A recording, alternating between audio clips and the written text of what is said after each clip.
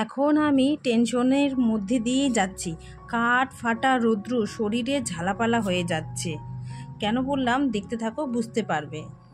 Hello everyone, সকাল সকাল দেখো আমি বেরিয়েছি একটা কাজে। সেই কাজ কমপ্লিট করে এখন ফিরছি বাড়িতে। বাড়িতে গিয়ে আবার কাজকর্ম সেরে আবার আসবো ডিউটিতে। তো welcome back to my channel Libby simple blog. কেমন আছে? নিশ্চয়ই ভালো আছে। আর আমার দিনগুলো একটু চলছে টেনশনে, একটু টেনশনের মধ্যেই আছি। তো চলো দিনটা শুরু করা যায় এই টেনশনের মধ্যে দিয়ে। এই যে শর্টকাট দিয়ে এখানে এসেছিলাম, একটু আমাদের নিচচাষা উপচাষা থাকে, তো এসেছিলাম উপচাষায় একটা ভাইয়ের কাছে।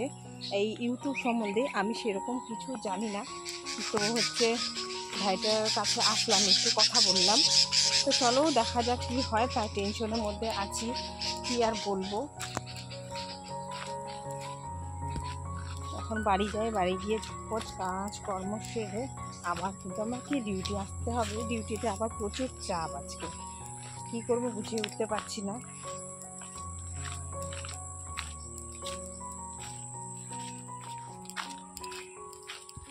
এদিকে কিন্তু আমি এই টেনশনের মধ্যেও ভিডিও দেওয়া কিন্তু ছাড়ছি না, ভিডিও কিন্তু কন্টিনিউ দিয়ে যাওয়ার চেষ্টা করছি।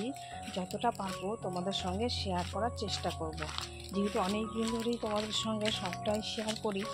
আর এই টেনশনের মধ্যে থেকেও কিন্তু তোমাদেরকে ছাড়া আমি থাকতে পারছি না। তো চলো যতটুকু পারবো তোমাদের সঙ্গে শেয়ার করার চেষ্টা করব। ইউটিউবকে না এখন আমি খুব ভালোবেসে ফেলেছি সত্যি কথা বলতে, আর বন্ধুদের তো আমি আরও মিস করি।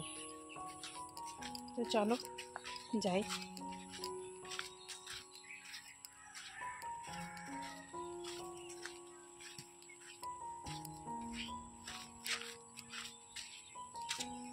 এই কথা বলতে বলতে চলেও এলাম।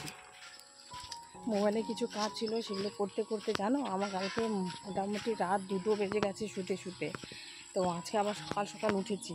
তো ভাইটা যেহেতু থাকবে না, তো ভাইটার কাছে একটু গেছিলাম, তো একটু ওর সঙ্গে দেখা করে আসলাম।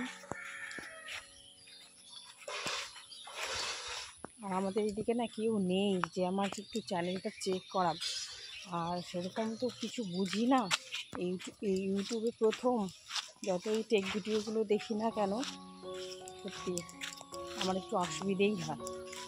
তোমাদের সঙ্গে তো শেয়ার করতে কোনো অসুবিধে নেই, তো তোমাদের সঙ্গে সবটাই শেয়ার করছি। এসেছি ঠাকুর ঘরে পুজো দিতে, কালকের থেকেই পুজো দিচ্ছি।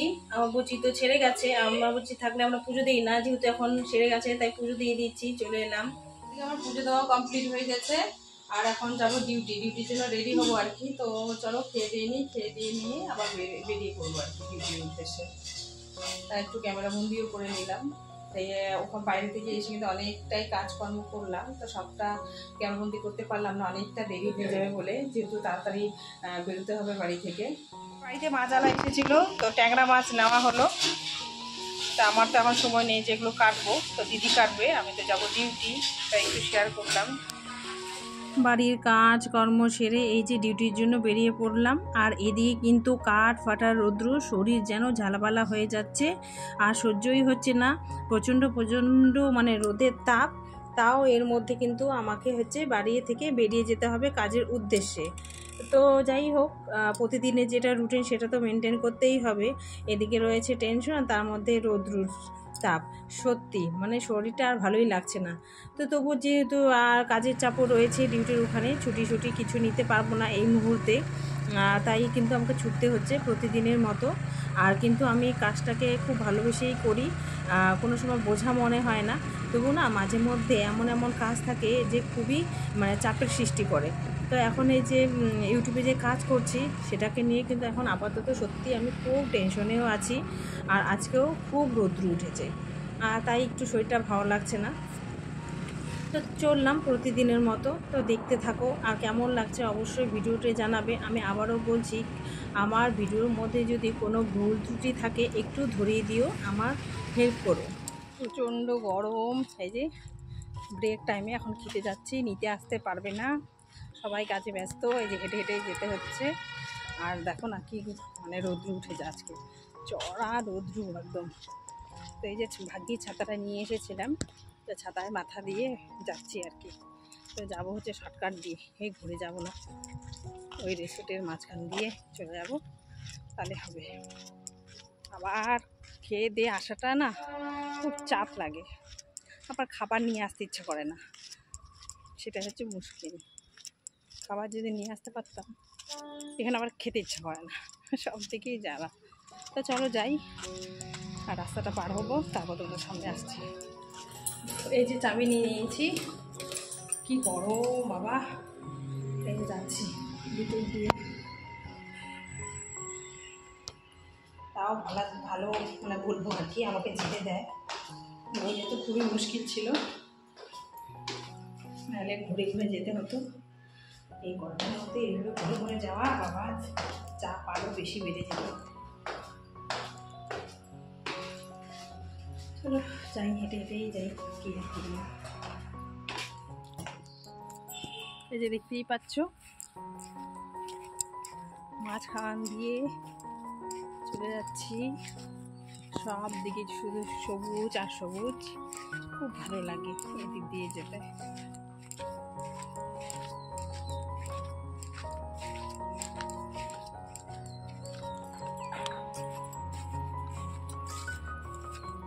একটু শেয়ার করছি তোমাদের সঙ্গে, এর আগেও শেয়ার করেছি অনেকবার, তাও দিচ্ছি যেহেতু আমার এটা ডেইলি ব্লগ আর কি।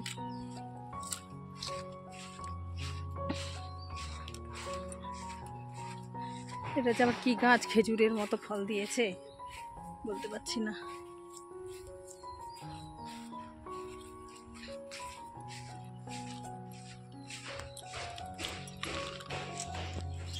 আজকে না খুব খুব গরম লাগছে গো, এত চড়া রৌদ্রু বাবা, সত্যি বৃষ্টি হলে ভালো। কোথায় দোকান?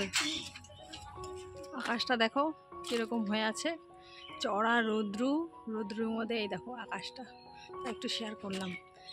এই যে নীলের মধ্যে কি সুন্দর ধবধবে সাদা হয়ে আছে, তাই একটু শেয়ার করলাম। এমনি দেখতে ভালো লাগছে, কিন্তু দেখো কি সুন্দর হয়ে আছে না মেঘটা, আর খুব রৌদ্রু বাবা, সহ্য করা যাচ্ছে না এরকম আর কি। তো চলো,